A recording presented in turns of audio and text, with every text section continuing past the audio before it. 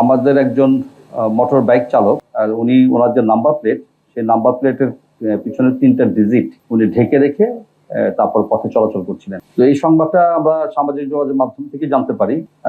এটা 21 টেলিভিশন থেকে আমাদের কাছে এসছে, আমি দেখেছি প্রথমে। তারপর 71 টেলিভিশন এবং চ্যানেল 24 এদিকে প্রচার করেছে। আরো হয়তো কিছু গণমাধ্যমে এসছে। ঢাকা শহরের প্রচুর জায়গায় আমাদের সিসিটিভি ফুটেজ আছে। তো এগুলো নিয়ে অ্যানালাইসিস করা, সেই মোটরসাইকেল, একই ধরনের মোটরসাইকেল থাকে, নাম্বার প্লেট গুলো মিলানো। তো এই নিয়ে অনেক বড় একটি কাজ করার পরে আমরা গতকাল আমরা সক্ষম হয়েছি যে কাজটা করেছে তাকে ধরার ক্ষেত্রে। যে কারণে আমরা কাজটা করেছি সেটা হচ্ছে যে, দেখেন, আমরা ট্রাফিক কে একটা শৃঙ্খলা ফিরিয়ে আনার জন্য সবাই কাজ করছি, এবং আমি নগরবাসীর প্রতি অত্যন্ত কৃতজ্ঞ এবং আন্তরিকভাবে ধন্যবাদ জানাচ্ছি যে এত স্বল্প সময়ে এই নগরে চলাচলকারী যারা রয়েছেন তারা ভীষণভাবে আমাদেরকে সহায়তা করছেন।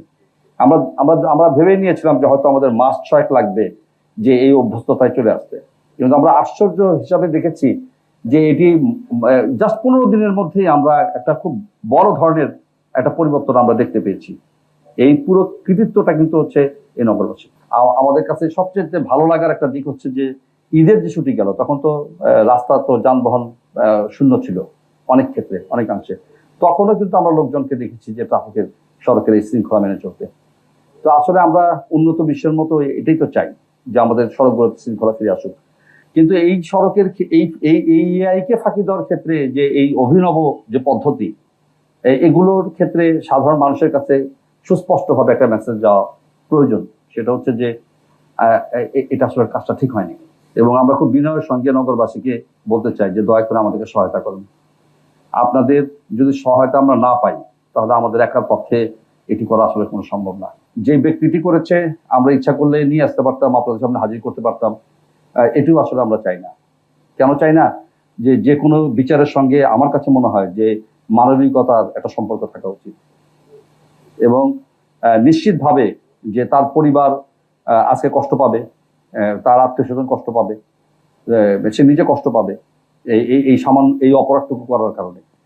তো আমরা সবার কাছে একটা মেসেজ দিতে চাই যে মামলা করা, মামলার সংখ্যা বাড়ানো, কাউকে বিচারের গোড়ায় দাঁড় করানো, কাউকে সাজা দেওয়া, এটি কিন্তু আমাদের কোনো উদ্দেশ্য না।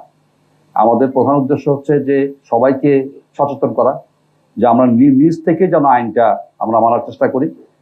তারপরও যে ব্যত্যয় হয় না তা না, ব্যত্যয় তো হয়, এবং ব্যত্যয় যেখানে হবে সেখানে কিন্তু আইনের প্রয়োগ অত্যন্ত কঠোরভাবে আমরা এই জিনিসটা দেখবো। আমরা সর্বোচ্চ ভালো ব্যবহার করবো মানুষের সঙ্গে, সর্বোচ্চ যেটা করা সম্ভব। আমরা ইনস্ট্রাকশন দিয়েছি, সবাই হয়তো ওটা ফলো করে না বা সবাই পারবে না, কিন্তু আমরা সর্বোচ্চ ভালো ব্যবহারটা করব। কিন্তু আইন প্রয়োগের ক্ষেত্রেও আমরা সর্বোচ্চ কঠিনটাই থাকবো। তো সেইভাবে আমাদের যাত্রাটা মাত্র শুরু হয়েছে, নতুন একটা প্রযুক্তি এসে মানুষ অনেক চেষ্টা করবে অনেক কিছু করার জন্য, কিন্তু আমরা সার্বিকভাবে সবকিছু সহায়তা চাই।